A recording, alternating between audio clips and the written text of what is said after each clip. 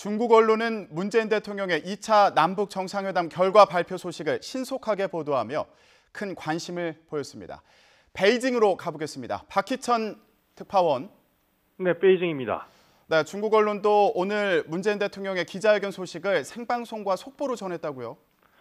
네, 중국 언론들은 2차 남북 정상회담과 문재인 대통령의 기자회견 소식을 속보로 전하며 큰 관심을 표명했습니다. 중국 관영 CCTV는 뉴스 중간에 청와대 현장을 연결해 문 대통령의 발표 모습을 중반부터 생방송으로 전했습니다. CCTV는 또 아침 뉴스부터 평양 특파원과 서울 특파원을 수시로 연결해 2차 남북 정상회담 소식을 상세히 보도했습니다. 봉황TV는 문 대통령이 발표문을 읽는 모습과 기자들의 질의에 답하는 장면까지 전 과정을 동시 통역을 써서 그대로 내보냈습니다.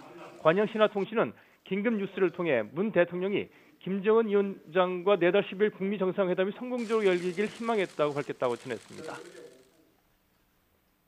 네, 그렇다면 중국 정부의 반응은 나왔습니까?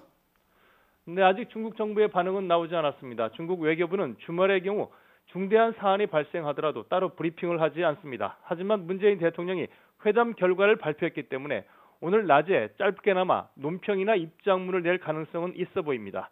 하지만 논평이 나오더라도 남북 정상이 북미 정상회담이 성공적으로 이루어져야 하며 한반도의 비핵화를 위해 긴밀히 협력하기로 한 것을 환영한다는 정도에 그칠 것으로 보입니다.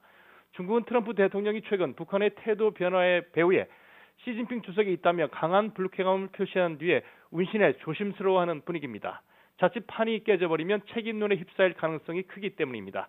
하지만 한반도 평화체제 구축 과정에서 역할을 하겠다는 의지가 큰 만큼 상황 변화를 예의주시하며 자국의 영향력을 높일 수 있는 방안을 모색할 것으로 보입니다. 지금까지 베이징에서 YTN 박희천입니다.